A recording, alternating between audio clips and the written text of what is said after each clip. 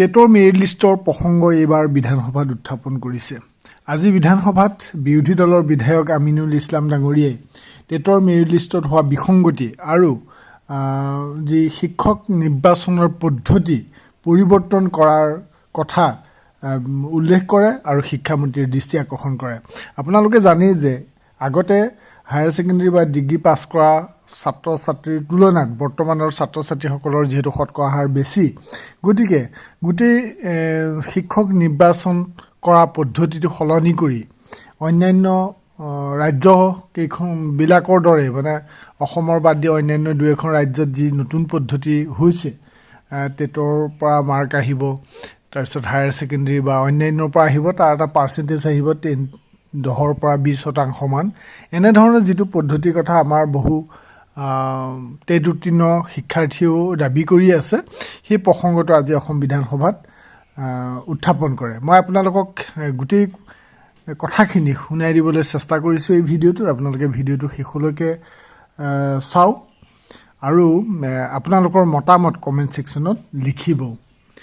শুনকচোন বাৰু। কালি পুৱতি নিশা বহু জল্পনা কল্পনাৰ অন্তত শিক্ষা বিভাগে যিটো উচ্চ প্ৰাথমিক আৰু নিম্ন প্ৰাথমিকৰ ৯,৩৫৫টা পদৰ নিযুক্তিৰ যিটো মেধাৰ তালিকা প্ৰকাশ কৰিলে, সেই তালিকাখনত কিছুমান বিসংগতি হোৱাৰ কথা ইয়াত উল্লেখ হৈছে।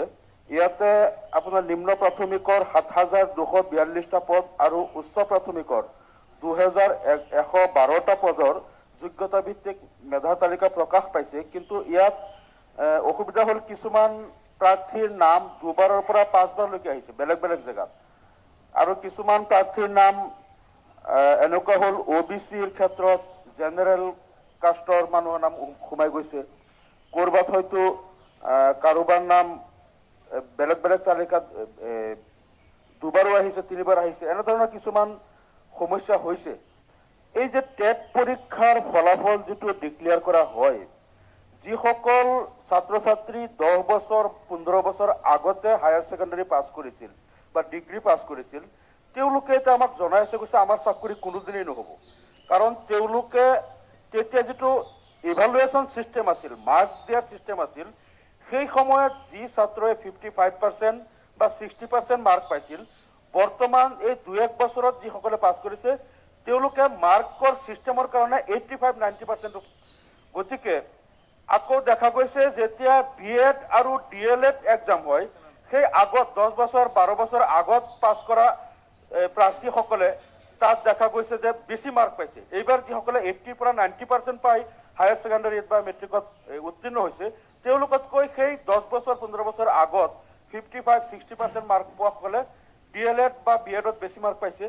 আনকি টেট পৰীক্ষাতো তেওঁলোকে বেছি মাৰ্ক পাইছে। কিন্তু কাউণ্টিং যেনেকৈ হয়, মেধাৰ তালিকা যেনেকৈ বনায়, একাডেমিক যিটো ৰিজাল্ট, সেইটো ৰিজাল্টৰ পৰা পূৰ্ণ নম্বৰ দিয়া হয়, টেটৰ পৰা এটা পাৰ্চেণ্টেজ, আৰু যেনেকৈ আহে তেনেকৈ কেলকুলেশ্যন কৰি গৈ পেলাই নতুন প্ৰাৰ্থীসকলে সদায় তেওঁলোকে গৈ মেৰিট লিষ্টত আগলৈ গুচি যায়, আৰু যিসকল 10 বছৰ 15 বছৰ আগত পাছ কৰিছিল তেওঁলোকে গৈ পেলাই টেটত বেছি মাৰ্ক পায় আৰু প্ৰফেচনেল কোৰ্চত বেছি পায়, কিন্তু সেই একাডেমিকত তেওঁলোকতকৈ কম থকাৰ কাৰণে তেওঁলোকে মাৰ্ক খায়। গতিকে তেওঁলোকৰ এটা দাবী হ'ল যে যেনেকৈ পশ্চিমবংগ, উত্তৰ প্ৰদেশ, মধ্যপ্ৰদেশ, সেই ৰাজ্যবিলাকত যেনেকৈ তেওঁলোকে এটা ছিষ্টেম কৰিছে যে একাডেমিক যিটো কেৰিয়াৰ, একাডেমিক মাৰ্কৰ পৰা 10-20% আহিব, আৰু যিটো প্ৰফেচনেল কোৰ্চ BEd বা DLEd তাৰ পৰা 10% বা 20% আহিব, বাকী 70% টেটৰ ৰিজাল্টৰ পৰা 70% লোৱা হওক। এনেকৈ যদি হয় তেনেহ'লে জাষ্টিছ পাব। যোৱা 18 তাৰিখে মাজনিশা আমাৰ প্ৰাথমিক শিক্ষক নিযুক্তি প্ৰক্ৰিয়াৰ প্ৰথমখন প্ৰভিজনেল মেধা তালিকা প্ৰকাশ পাইছে। ইয়াত বিসংগতি একো নাই। প্ৰভিজনেল শব্দটোৰ অৰ্থ যদি আমি জানো, প্ৰভিজনেল ইংৰাজী শব্দ, ইয়াৰ অসমীয়া অৰ্থটো হ'ল অস্থায়ী। ইয়াৰ শিক্ষামন্ত্ৰীৰ বক্তব্য। এই অস্থায়ী শব্দটো বুজিলে আমি গম পাম যে ইয়াত একো বিসংগতি নাই। এই প্ৰভিজনেল বা অস্থায়ী তালিকাখন প্ৰকাশ কৰা হৈছে যে ইয়াত কাৰোবাৰ কিবা উজৰ আপত্তি আছে নেকি। যদি উজৰ আপত্তি আছে, উজৰ আপত্তিটো জনাব। সেইখিনি ডিপাৰ্টমেণ্টে পৰীক্ষা কৰিব আৰু এখন চূড়ান্ত তালিকালৈ আগবাঢ়িব। এতিয়া যিসকল প্ৰাৰ্থী তেওঁলোকে কেইবাটাও পদৰ কাৰণে তেওঁলোকে একেটা সময়তে আবেদন জনাইছে। তেওঁলোকে LPৰ কাৰণেও আবেদন জনাইছে, UPৰ কাৰণেও আবেদন জনাইছে। আমাৰ নীতি অনুসৰিয়ে তেওঁলোকে 3খন জিলাত তেওঁলোকে আবেদন কৰিব পাৰে।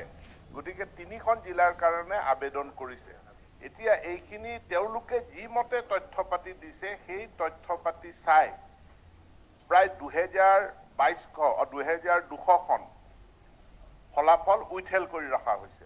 উইথেল কৰি ৰখা হৈছে অৰ্থাৎ তেওঁলোকে যিখিনি তথ্য দাখিল কৰিছে, যিখিনি প্ৰমাণ পত্ৰ দিছে, সেইখিনিৰ ফিজিকেল ভেৰিফিকেশ্যন হ'ব আৰু ফিজিকেল ভেৰিফিকেশ্যন অহা 23 তাৰিখৰ পৰা আৰম্ভ হ'ব। ফিজিকেল ভেৰিফিকেশ্যন হোৱাৰ পাছত চূড়ান্ত ফলাফল তেওঁলোকক দিয়া যাব। এতেকে কেইটামান দিন ধৈৰ্য ধৰিব লাগিব। লগতে যিসকলৰ বিভিন্ন কেটেগৰীত, ৰিজাৰ্ভ কেটেগৰীত যিসকলে আবেদন জনাইছে, অন্যান্য পিছপৰা শ্ৰেণীৰ আবেদন জনাইছে বা অনুসূচিত জাতি, অনুসূচিত জনজাতি, ইয়াতো ডকুমেণ্ট ভেৰিফিকেশ্যন কৰিবলগীয়া আছে। এতেকে যিমানবিলাক প্ৰাৰ্থী আছে সকলোবিলাক প্ৰাৰ্থীয়ে দাখিল কৰা তথ্য পাতিসমূহ বেক অফিচ অৰ্থাৎ যি কৰ্তৃত্বই তেওঁলোকক প্ৰমাণ পত্ৰ দিছে সেই কৰ্তৃত্বৰ জৰিয়তে আমি সেইখিনি বেক অফিচ ভেৰিফিকেশ্যন কৰি এখন চূড়ান্ত তালিকা আমি প্ৰকাশ কৰিম বা ফাইনেল মেৰিট লিষ্ট ওলাব। এতিয়া প্ৰভিজনেল যি মেৰিট লিষ্ট হৈছে, প্ৰভিজনেল মেৰিট লিষ্ট মতে কোনো নিৰ্বাচিতও নহয়, কোনো চাকৰি নাপায়, কোনো নিযুক্তিও নহয়। যেতিয়া ফাইনেল মেৰিট লিষ্ট ওলাব সেই ফাইনেল মেৰিট লিষ্ট মতেহে নিযুক্তি হ'ব। গতিকে এতিয়া প্ৰকাশ হোৱা যিখন প্ৰভিজনেল তালিকা বা অস্থায়ী তালিকা, এইখনত কোনো বিসংগতি নাই, বৰঞ্চ হ'ব পৰা কোনো বিসংগতি দূৰ কৰাৰ কাৰণে আগতীয়া প্ৰস্তুতি হিচাপে এই প্ৰভিজনেল তালিকাখন প্ৰকাশ কৰা হৈছে। গতিকে বিসংগতি ইয়াত একো নাই। বাকী যিটো প্ৰক্ৰিয়াৰ কথা কৈছে অধ্যক্ষ মহোদয়, আমি সম্পূৰ্ণ স্বচ্ছতাৰে এই বাছনি প্ৰক্ৰিয়াটো কৰা হয়। এই বাছনি প্ৰক্ৰিয়াত কোনো ইণ্টাৰভিউৰ ব্যৱস্থা নাই। এই বাছনি প্ৰক্ৰিয়াত অন্য ধৰণৰ কোনো কমিটি নাই।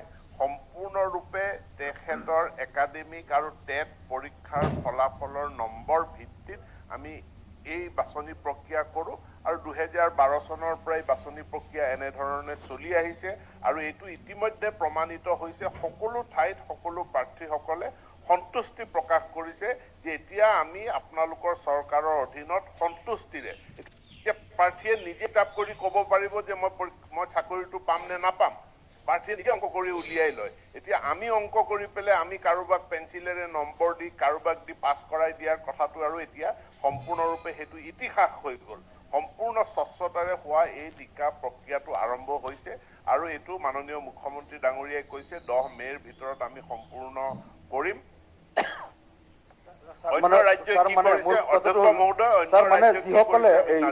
মানে একাডেমিক কেৰিয়াৰৰ পৰা যিটো মাৰ্ক লোৱা হয়, মানে তেওঁলোকৰ আপত্তিটো হ'ল আমি আগতে যিসকলে পাছ কৰিছিলো তেতিয়া নম্বৰ কম দিছিলে। আজিৰ চিষ্টেমত নতুন ছাত্ৰ-ছাত্ৰীক নম্বৰ এই মুহূৰ্তত বাছনি প্ৰক্ৰিয়া এটা চলি আছে আৰু বাছনি প্ৰক্ৰিয়াটোত সকলোৱে সন্তুষ্টি প্ৰকাশ কৰিছে। ইয়াত অন্য কোনো কথা এই মুহূৰ্তত বিবেচনা কৰিব পৰা নাযায়।